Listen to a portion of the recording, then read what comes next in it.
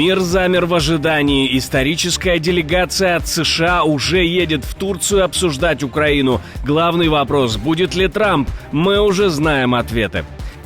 Американские или европейские войска в Украине? Что приготовили лидеры стран на случай, если прекращения огня не будет? Это нужно видеть.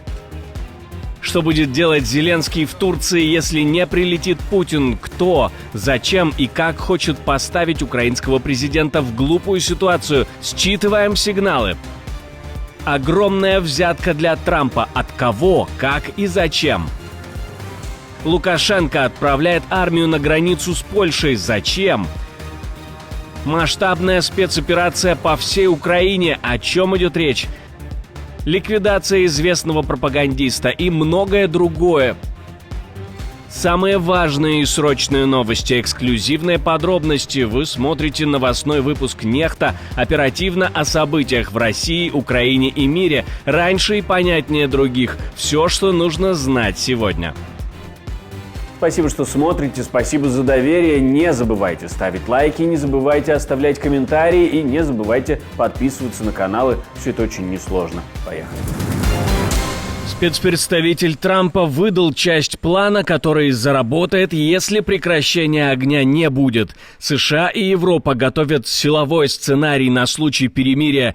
Запад готовится к новой фазе, но теперь не с ракетами и танками, а с флагами и касками. Такого еще не случалось на этой войне. Европейские войска на территории Украины. Мы говорим о силах устойчивости. Это сила, которую называют Е3, но на самом деле это сейчас Е4, когда речь идет о британцах, французах и немцах. На самом деле и о поляках. Сила к западу от реки Днепр, что означает, что она находится вне зоны контакта. Суть плана: до 30 тысяч европейцев должны войти на западный берег Днепра, чтобы взять под охрану ключевую инфраструктуру. Города, порты, логистику. Лондон и Париж уже направляют экспертов в Украину, чтобы на месте определить, сколько войск потребуется и где именно. Американские чиновники спешно вылетают в Турцию. Летят только те, кто может принимать решения в команде Трампа.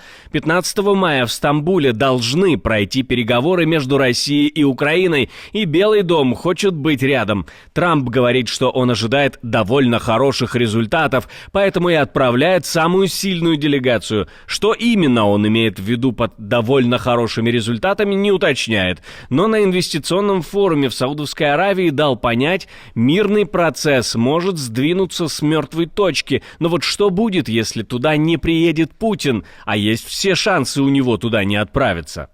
Я неодноразово підкреслював це президенту Трампу. Вважаю, що Путін не хоче закінчення війни, не хоче припинення вогню, не хоче будь-яких перемовин. Я вже мовчу про те, що він боїться прямих перемовин зі мною.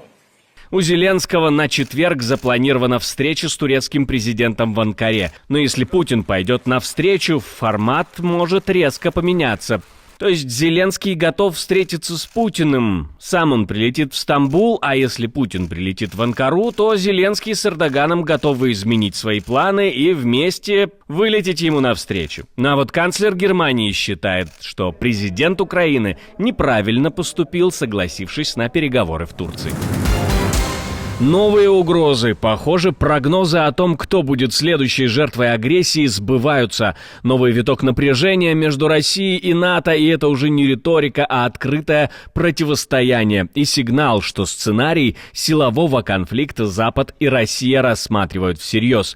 Военные учения в Литве только стартовали, а в МИД России уже сорвали предохранитель. Замглавы дипломатического ведомства открытым текстом и так погопнически угрожает Вильнюсу: мы вас обнулим.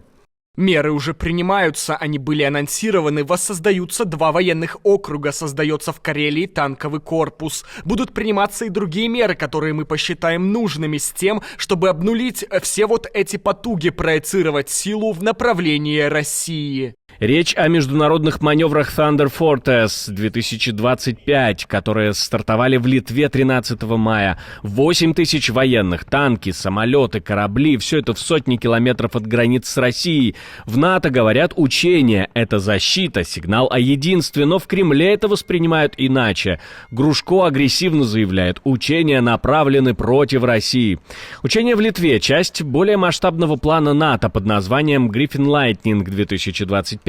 Альянс отрабатывает оборону восточного фланга, то есть готовится к возможному столкновению с Россией, и об этом больше никто не будет шептать.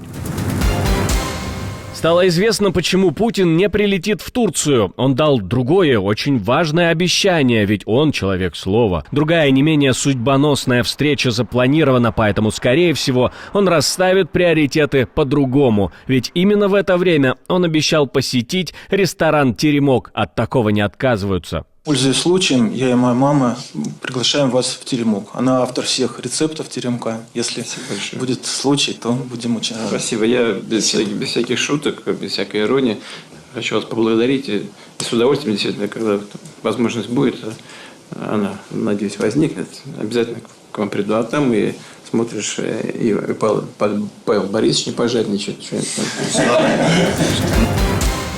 Катар дает взятку Трампу, и это не нравится уже даже сторонникам президента США.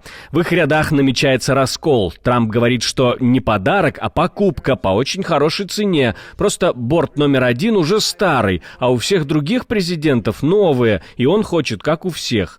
Вот в чем настоящая угроза. Катар подарил Трампу не просто красивый самолет, а роскошную летающую виллу за сотни миллионов. И когда Трамп будет решать вопросы на Ближнем Востоке или заключать торговые сделки, он может не думать об интересах американцев, считают даже некоторые республиканцы. Он будет помнить, кто подогнал ему этот подарочек. Это уже не просто этика, это прямая угроза независимости решений главы крупнейшей страны мира. Знаете, что касается самолета, мы очень разочарованы тем, что Boeing так долго строит новый борт номер 1. У нас сейчас Air Force One, которому уже 40 лет, и если сравнить его с новым самолетом аналогичного уровня в наши дни, это вообще небо и земля. Посмотрите на самолеты, которые есть у некоторых арабских стран, и сравните с самолетом Соединенных Штатов Америки. Ощущение, что они будто с разных планет. Все началось с того, что шикарный Boeing 747-8, построенный для катарской королевской семьи, внезапно приземлился в США. Сперва во Флориде, недалеко от резиденции Трампа, а позже в Техасе. Тогда еще никто не говорил вслух, что происходит, но вскоре стало все ясно. Катар решил отблагодарить американского президента за лояльность, и не где-нибудь, а вот прямо в небе. Трамп, известный своей любовью к блеску и пафосу, остался в восторге. Официальные президентские самолеты, на которых он летал в первый срок, по его мнению, уже старье из 90-х, а новая модель от Boeing все никак не приготовится. Завод затянул сроки, а контракт почти на 4 миллиарда тормозит. Катастрофа для самолюбия Трампа. И тут на горизонте всплывает Катар со своим подарком мечты. Он посетит Саудовскую Аравию, Объединенные Арабские Эмираты и Катар. И во всех 3 странах у него есть открытые или планируемые проекты по строительству жилых комплексов или полей для гольфа, от которых он получит прибыль. Это страны, в которых он имеет деловые интересы. В каждом случае правительство будет принимать решения о выдаче разрешений, принятии нормативных актов и других мер, которые повлияют на ход этих проектов. Кроме того, во время визита в Саудовскую Аравию американского президента ждал еще один сюрприз. Специально к его приезду там закупили передвижной Макдональдс, и он сопровождал Дональда Трампа во всей поездке. Вот это подготовка, правда? Хотели бы себе такой? Ну, честно. Масштабная операция в Украине одновременно по всем фронтам. Крупнейшая зачистка по всей стране. Полиция накрыла наркоимперию с оборотом 300 миллионов гривен в месяц. Такого удара по наркобизнесу в Украине не было давно. Полиция обещает, это только начало. Следствие продолжается, но уже сейчас, понятно, под землей рос целый наркогигант, который превратился в реальную угрозу нацбезопасности. Нацполиция ликвидировала огромную сеть нарколабораторий и складов сразу в 15 15 регионах страны. Задержаны 66 человек, изъяты сотни килограммов наркотиков и целые тонны химии для их производства. По данным МВД, преступники ежемесячно изготавливали более 700 килограммов наркотиков. Этого хватало, чтобы снабжать так называемым товаром десятки тысяч человек по всей стране. Все это шло на черный рынок и приносило банде огромные деньги. На месте нашли 17 нарколабораторий и 15 складов, где варили, хранили психотропы. Речь идет не о кустарном производстве, а о полноценной промышленной наркосети, которая действовала на всей территории Украины. Пропагандист, выдававший себя за журналиста и принимавший участие в бою, ликвидирован на линии фронта. Он прикрывался удостоверением медиа, чтобы свободно перемещаться и передавать координаты целей. В армии жестко расставляют акценты. Террористы, скрывающиеся под маской прессы, не будут иметь иммунитета. Операция по ликвидации Хасана Исаиле, одного из активистов Хамас, который 7 октября 2023 года участвовал в атаке на Израиль под прикрытием статуса журналиста, стала частью новой фазы наземной операции в Газе, которую израильские военные продолжают после начала расширенного наступления. Об этом официально сообщает пресс-служба армии обороны Израиля. Это уже не первый случай, когда Тель-Авив подтверждает участие псевдожурналистов в атаках. Ранее сообщалось о нескольких подобных ликвидациях.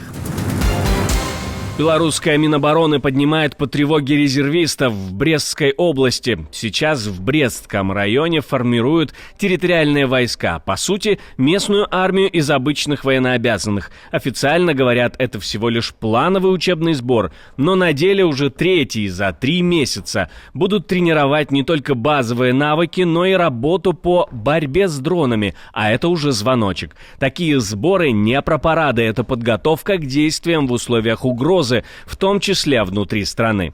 Издание «Позерк» отмечает, армия находится в состоянии постоянной проверки боеготовности с февраля. Все чаще звучит слово «тероборона», как в Украине в начале войны. Параллельно усиливается контроль на границе, а в соседней Польше заявляют о высокой активности белорусских и российских военных. Спасибо, что смотрите, спасибо за доверие. Не забывайте про лайки и комментарии, не забывайте подписываться на канал и про кнопочку «Супер спасибо» тоже не забывайте. На этом у меня все. До встречи и хороших вам новостей.